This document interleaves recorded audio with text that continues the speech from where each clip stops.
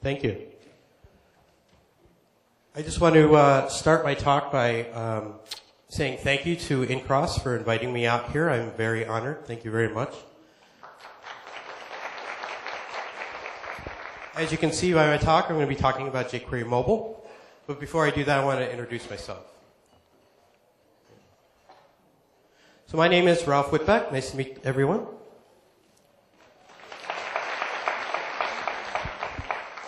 I am a jQuery board member. I serve on the board, helping with the mission of the project. I also serve as a developer relations team member on the jQuery mobile team.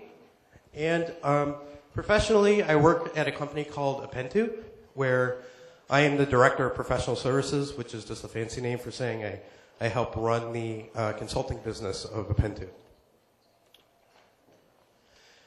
Additionally, I help with a project that Apentu is running, trying to write a book called jQuery Mobile Cookbook. And it's a community effort where we're asking members of the jQuery community to come along. You can go to that website, jQueryMobileCookbook.com, and offer to write a recipe, because cookbooks are divided into bite-sized chunks of information. Just a small recipe. If you contribute that, you'd be considered a published author. So we've got about half the book written right now. We're looking for a few more authors to get us over that finish line. So if you're interested, please look at the website, what our table of contents is, and where you might be able to help. So I'm going to talk about jQuery Mobile. Let's start with what jQuery Mobile is. jQuery Mobile's goal is to basically be broad enough so that it works across as many devices as possible and being as accessible as possible. Its other goal is to use HTML5 and web standards so that it makes it easy for everyone. jQuery Mobile is rated as a graded device support. So what that means is there's any device that comes along, it's evaluated, and it's evaluated in one of these three grades. A grade being it's fully featured and will accommodate Ajax navigation functionality, page transitions. A B grade device is fully enhanced, but does not have the ability to do Ajax navigations. And then the C grade does just basic non-enhanced HTML. So you'll still have a good experience. You'll still have a functional experience. You'll just not have all the bells and whistles that jQuery Mobile provides. So let's take a look at how to get started with jQuery Mobile. So to start, you're going to want to download jQuery Mobile, or in this example, we're pulling jQuery Mobile directly from jQuery CDN. So there's four things you're going to need. There's the first line, which is the meta viewport tag. And what this does is it sets the device width to the width of the content that's going to be shown on the screen. That way there you're not getting any zooming, you're getting the full zoom value of the content on your screen. Next is we want to provide the CSS styles that jQuery Mobile provides. In this case, we're using the default styles. There's custom styles that you can use as well. We'll get into that in a second. Next, we'll need, and those styles have to come before any JavaScript is loaded, or the jQuery Mobile JavaScript is loaded. Next, we need the jQuery library loaded. That needs to come before jQuery Mobile. And after jQuery, we have the jQuery Mobile library loaded. So that's the head of the page. Next, we need, what does a page in jQuery Mobile look like? So here's a typical template for jQuery Mobile. So we need to wrap our content within a div with a data role of page. Every jQuery Mobile page has to have this data role element on it. If it doesn't, jQuery Mobile will put it in there automatically. Within the page div, we have a header, a content, and a footer. Header and content are non-required, but I mean, if you're going to have content, that's sort of where you're going to need to put it. So this little template right here, when ran through jQuery Mobile, will spit out an example like that, which has a header, a footer, and some content. You can have multiple pages in one file. So here's an example of 2 pages in one file. So we have page 1 and page 2. And within each of these pages, there's a button that links off to the previous or the next page. So if you would run this in a browser, you would click next button, which would do an AJAX transition to page 2. And there would be a button there that says previous page. You click that, does an AJAX transition to page 1. Adding components is just as easy. We're just using straight HTML5 like everything else. So we add divs, we add anchor tags. But the key thing here to know is we're adding these data role elements that define what these elements are going to be. And this is where the power of jQuery Mobile comes in, because jQuery Mobile is looking for these specific data role elements. And it'll take those elements and style them and add the behaviors that are needed. And that's very powerful with what jQuery Mobile is doing.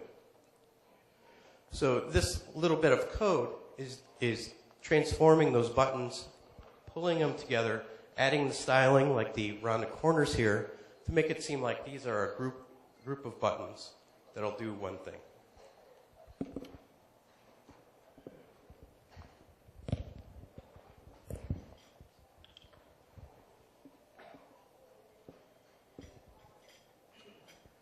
All right, so if you need more information about what those data roles are, you can go to the jQuery Mobile documentation site, and you can find that at jQueryMobile.com/docs.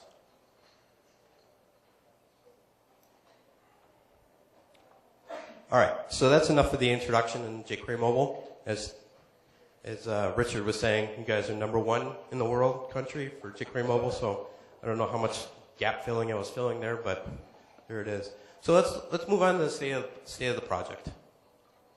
So here's our release milestones. We've had 5 releases since 1.0, and our last release was 1.2, which happened at the beginning of last month. And later on this week, we are celebrating our 1-year anniversary of releasing 1.0, which is a good, a happy anniversary there. Our popularity has skyrocketed since we initially released, and it's just getting better and better as we go along. And as Richard said, South Korea is the #1 country in the world here for popularity of jQuery Mobile. And if you look at the list here, you're not seeing anything of United States listed there, which is, for us, it's very surprising, but yet it's awesome that we're writing code that's very international focused. The other thing that's really surprising, and what Richard didn't mention, was in the number of cities, Seoul is the #1 city that is also using jQuery Mobile, or is requesting jQuery Mobile. So that's very exciting to be in the city where jQuery Mobile is the most popular. Because we're getting popular, we're getting a thriving ecosystem. We're having many third-party companies, especially in Cross, who's building the awesome DaVinci tool. We're having other companies are building other like drag and drop applications as well, so that make it easier to build jQuery Mobile applications. One such company, which we feature on our homepage, is called CODIQA, and it is a drag and drop type editor. And I was able to make this jQuery Asia app, which just lists out our speakers in a matter of a couple of minutes. But what's great about this is I can prototype this real quick, get it to where I want, and then hit the download HTML button and go on, continue on going on. And it saves a lot of time as you're developing, just to be able to get your presentation structured quickly and then moving on. So let's talk about jQuery Mobile 1.2. Let's look a little more into the features that it provides. So as Richard mentioned, it comes with a new POPUP widget. We also provide new functionality where if you're accessing dynamic data, there was no way before to have dividers in between each each of the data elements, you wouldn't know where to place that stuff. So now jQuery Mobile provides auto dividers. It will figure out where to put the dividers based on your data, and continue on. We also have collapsible list views, which are now supported. It wasn't supported before. When you would click on a list view item, it would actually navigate to a different page. Now that's all being self-contained within the collapsible list view. And lastly, we have a new download builder. It's in an alpha stage right now, but it's promising to see where that'll go. So let's explore what you can do with pop-ups a little bit. So first, here's the basic code you would need to have a simple pop-up. So you need two elements, a trigger, right? In this case, I'm using an anchor tag. And that anchor tag is linked to the ID of the other element further down on the page. That trigger has a data rel attribute called pop-up. And that is the key part of this to make that trigger the pop-up later on in the page. We also have a div with a data role pop-up, and we have just some simple content in there. So at the bottom of the screen here is what is outputted when you click on that hyperlink. You get a simple little tooltip type of functionality that happens. So that's easy enough. That's simple, but we can do more. So let's add a list view menu item within a pop-up. And now we have a pop-up menu. Very easy. We add a collapsible menu. Now we have a collapsible pop-up menu item. You add a form within your pop-up. We can do things like sign-in forms that are popped up right when you click on a link.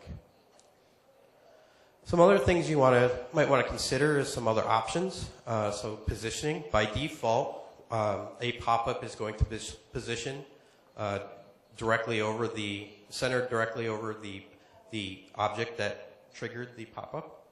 So if we add the data position to window attribute to our pop-up element, this will tell the pop-up to center within the window or the viewport.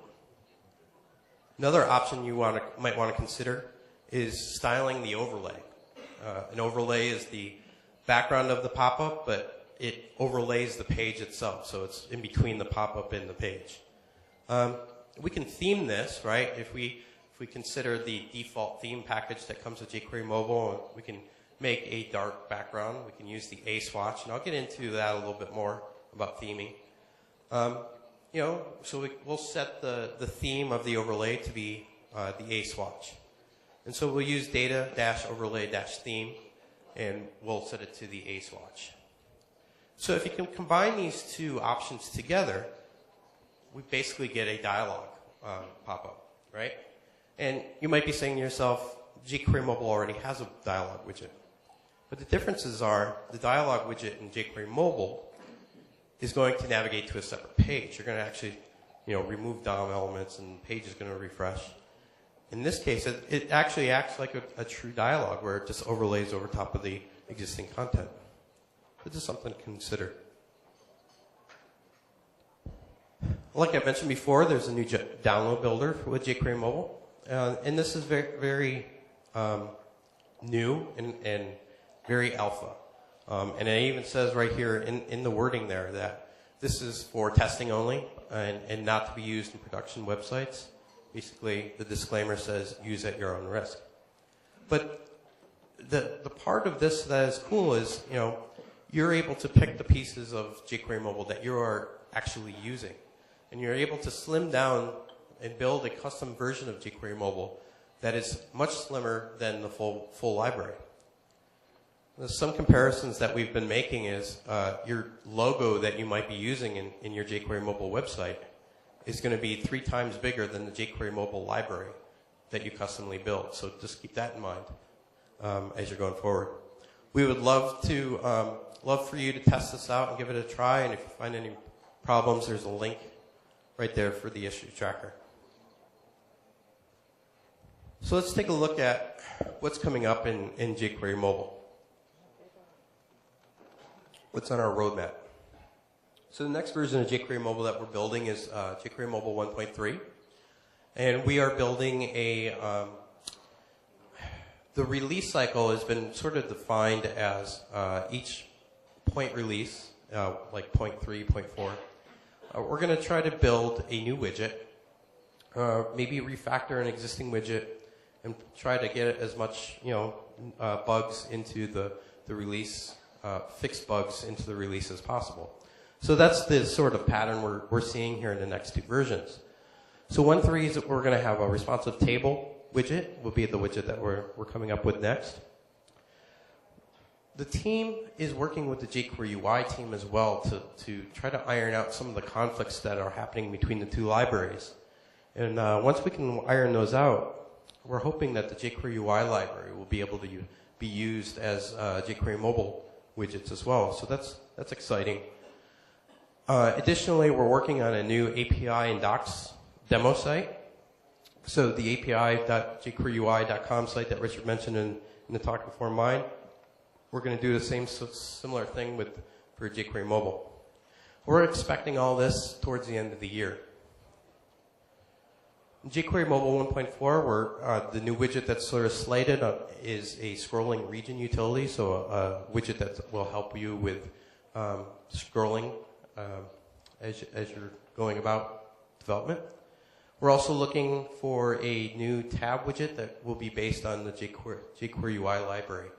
And this is where we'll see some of the jQuery UI convergence benefits from 1.3.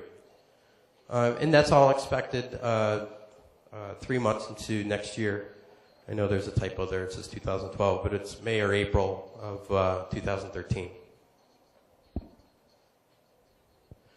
So what I would like to do is just show you what the responsive tables look like at this moment.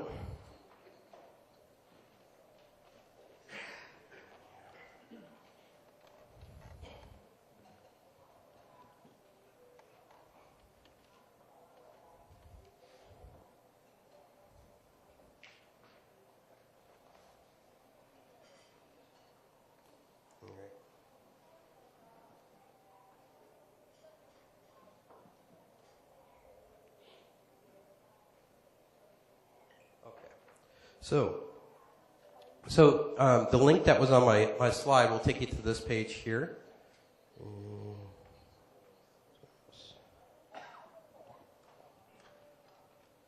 There we go.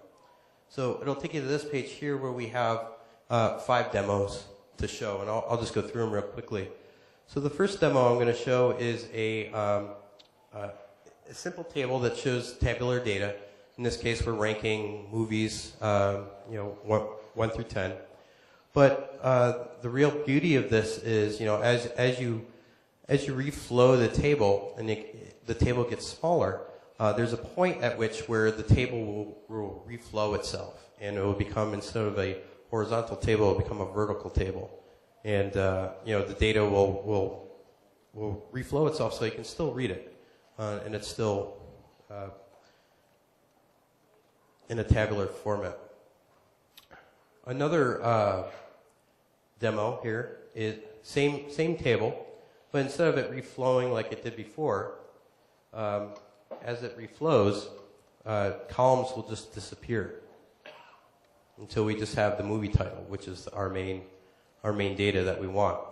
We can also click this columns button and bring columns back, so we can still see things. And then some other demos that are based on these two. So here's a tabular data demo that's just styled differently. Here's a phone comparison table.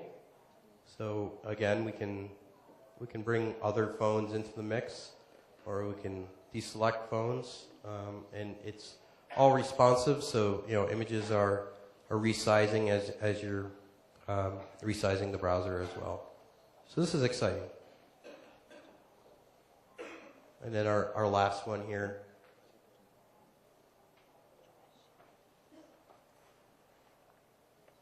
is a financial tabular data set, and here we have like groups of columns. So we have different quarters, and so as we bring it down, the columns will go away, or we can deselect them to just the columns that we want, and they'll reflow as well. So that's responsive tables.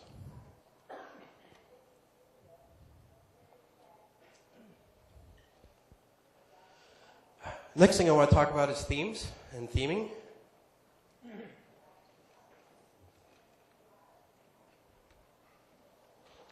So an overview of theming. Theming are the theme framework in jQuery Mobile uses CSS3 properties. Has multiple color swatches, so you're not limited to just one set of colors. It has all its icons are set as a sprite for making it easy to download. So we have one download instead of multiple downloads for each icon set. The default theme that comes with jQuery Mobile has 5 color swatches to choose from, all labeled A through E. We use the English alphabet to label our swatches. If no swatch is specified by default, we'll default you to the A swatch for header and footer components. And for any kind of content component, we'll default you to the C swatch. You're not limited to just using one swatch at a time. So here's an example of a list view that is using multiple swatches. So we're setting the A swatch to the entire component, the list view component. And the first list item doesn't have any swatch defined for it. So it's inheriting the A swatch for it. The next 4 list items, we're defining a separate swatch for each one.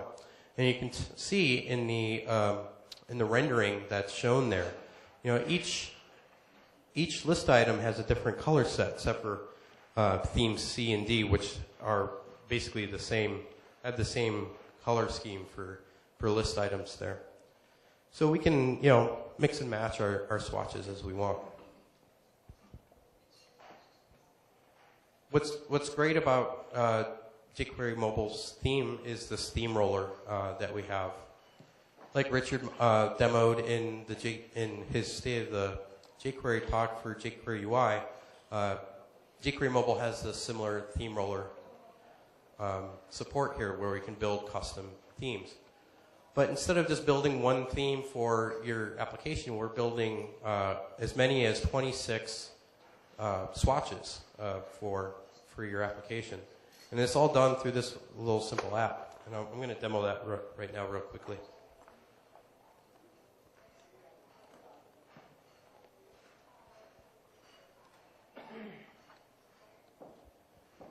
So here's our theme roller app.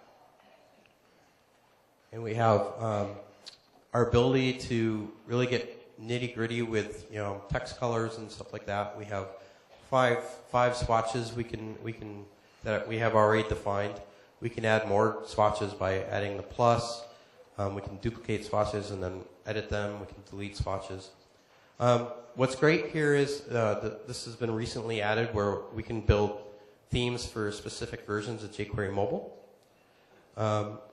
A new feature that was recently added is we now have an undo and redo stack that we can go up and down the history of what we've done. There is a inspector, so I can click and turn on the inspector, go down to this list view item and click on it, and it goes right, well, that was a bad example because it was already highlighted. So let's do the header.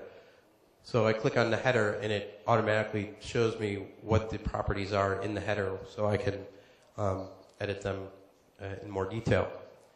Other things that you can do with this is here's a color palette from Adobe Cooler.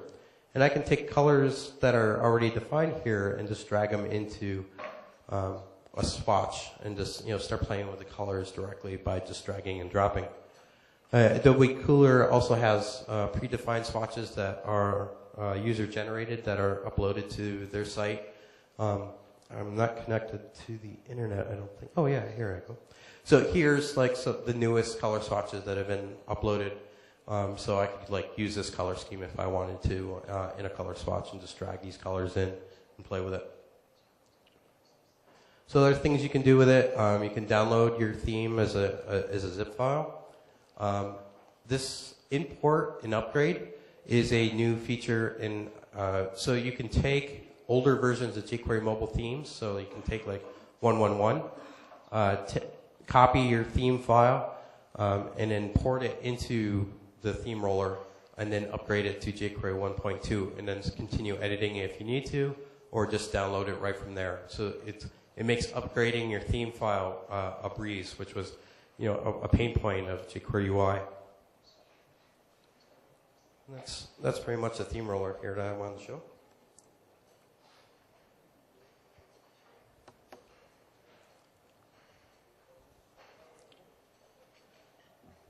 So let's talk about third-party themes. There are many phone vendors that are getting into creating a theme for jQuery mobile.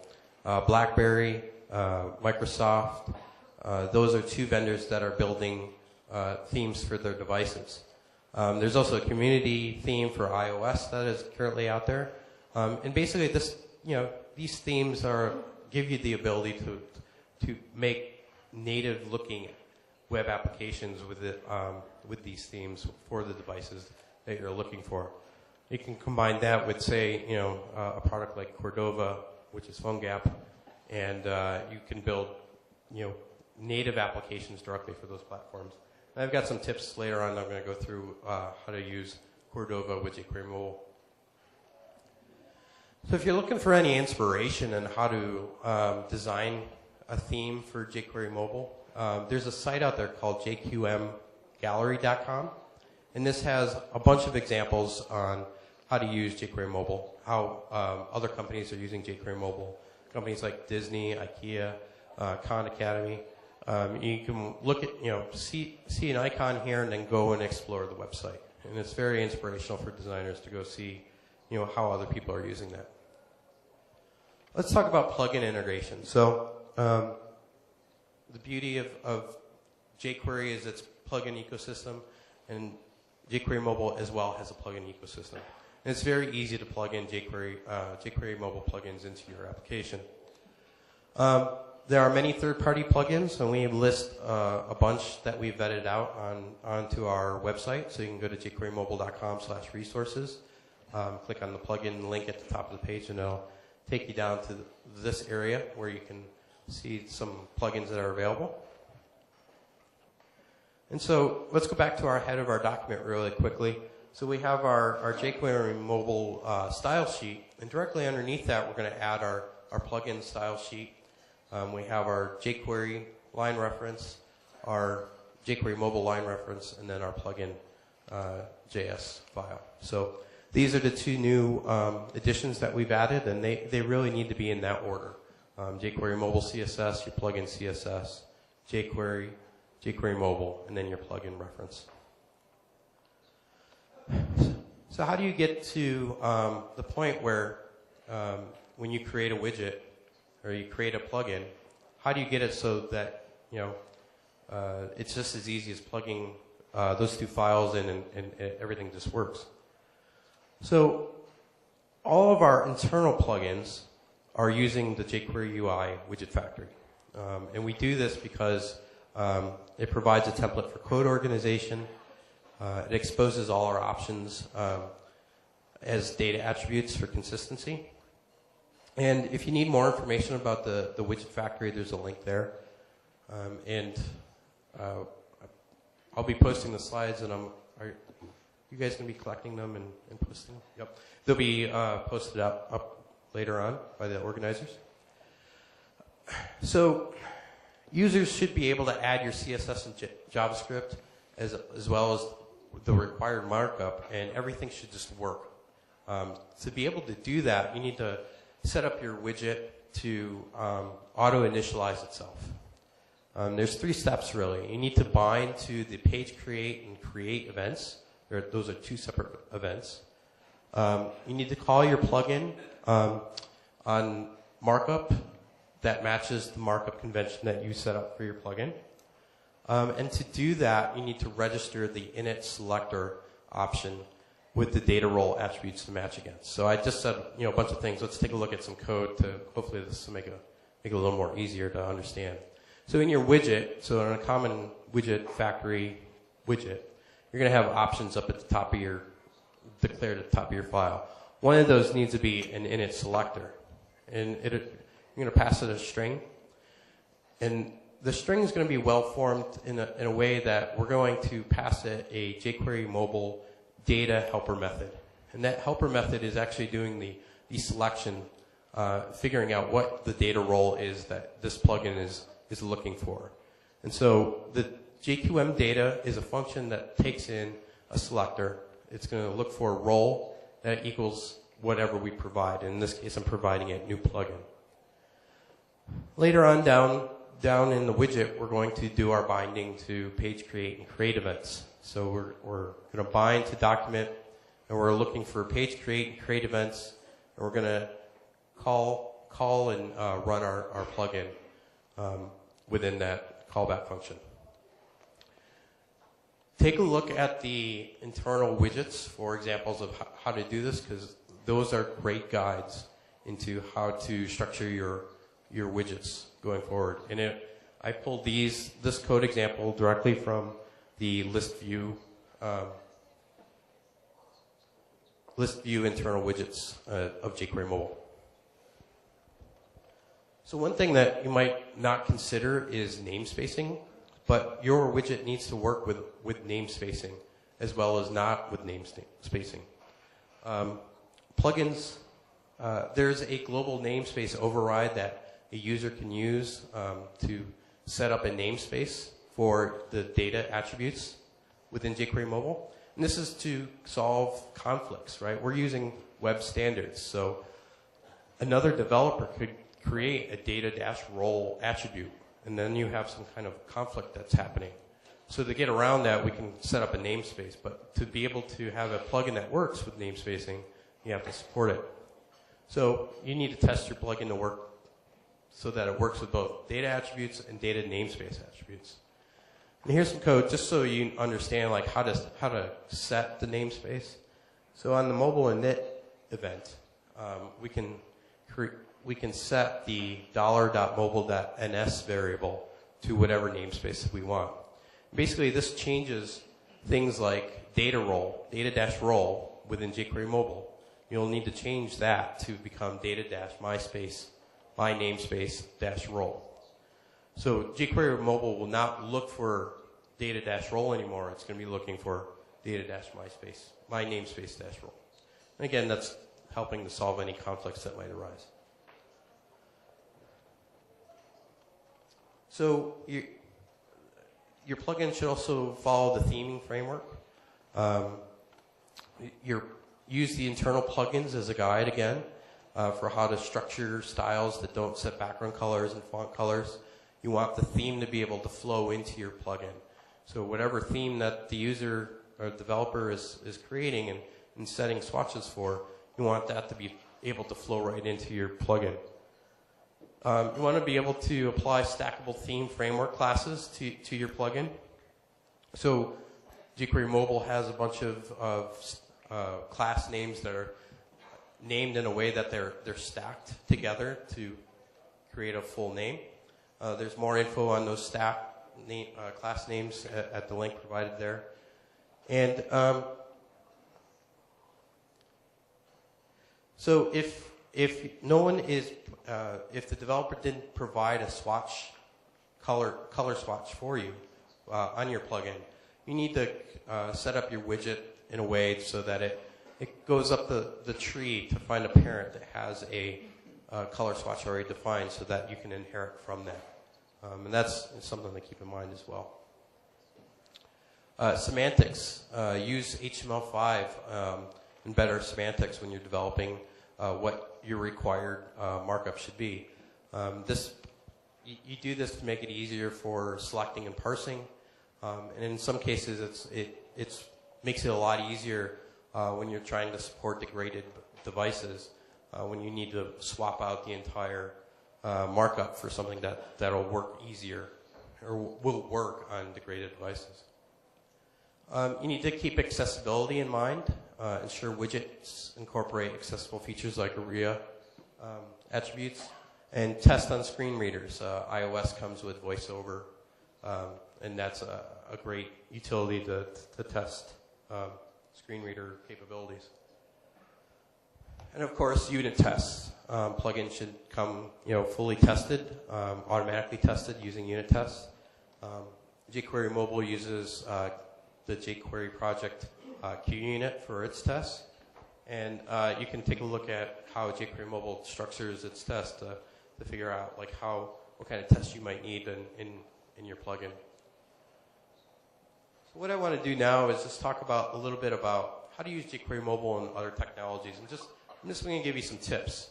I'm not really going to dive deep into each of these technologies because those are separate talks, separate conferences possibly. So jQuery Mobile and Backbone. Show of hands, how many have developed with Backbone? Couple. So Backbone is a great tool to be able to build single page applications. And the beauty of Backbone is that it is the code organization that it has. A lot of the criticism that jQuery gets is that it looks like spaghetti code when you get really into large scale applications. Backbone came about. It's a model view controller container type of product that'll work great for code organization. So jQuery Mobile and Backbone do work together, but there's some tricks to get it to work. The main one is you need to disable jQuery Mobile's page navigation. We want Backbone's routing to handle the page navigation. We don't want jQuery Mobile to do that. So once you disable jQuery Mobile's page navigation, we need to manually handle removing the page from the DOM after a page exits the screen, because that won't be handled anymore automatically by jQuery Mobile. If you want to look at a complete sample app of a Backbone app using jQuery Mobile, there's a GitHub link there that's provided. So let's take a look at the code to do that, right? So we're going to bind to our mobile init function. This runs again at the beginning of an app start. And there's 4 lines here. $.mobile AJAX enabled, link binding enabled, hash listening enabled, push date enabled. And we're setting all those to false. And essentially, those 4 lines are disabling jQuery Mobile's page navigation features. So now we're able to use Backbone's routing to do the navigation as we want. And then additionally, we want to bind to the page hide event. And we're going to set we're going to look for anything that has a div of data role page. And we're going to basically remove that element, basically the page, from the DOM as we're exiting the page. And so that's how, and this will happen every single time because we're using sort of the delegated feature of the on event. And so this will happen every time that event fires. We don't have to keep continually writing that function for every single page. Another kind of marriage that happens is jQuery Mobile and Cordova. Cordova is what used to be called PhoneGap. Cordova is basically a wrapper for HTML and CSS and JavaScript web applications that wraps that application and gives you the ability to create native applications for specific devices. You can build native applications for Android, BlackBerry, iOS, and now Windows 8 is now a supported device that you can build for. Some issues to keep in mind as you're building Cordova applications. When you deploy your application on any device, that the document root is running under the file protocol. So if you're trying to bring in some remote assets from your server, that's actually going to be considered a cross-domain request, and it could be blocking. There's a couple things you can do. You can set the $.support.cores Boolean variable that comes with jQuery core to true. That's some edge cases there. Some devices require that. The other thing you can do is set $.mobile.allow across the main pages equal to true, and you do that in the mobile init event. And those two things might help. And there's also a feature within Cordova PhoneGap that'll you can define a whitelist of URLs to be allowed to navigate. This doesn't work on all devices, so you'll need to read up on the documentation on that at Cordova's site. Some more tips when using Cordova and jQuery Mobile together. Use local copies of jQuery Mobile. Don't try to pull in jQuery Mobile or jQuery from a CDN. It's very recommended that you disable the push state feature on installed applications. A lot of unexpected navigation behaviors that will happen if you leave push state on. And finally, avoid using underscores in the naming of your files and folders. There's a known issue with PhoneGap and Android devices that causes problems. So just avoid that using underscores altogether. And that's it. I just wanted to say thank you and appreciate your time. Is there any questions?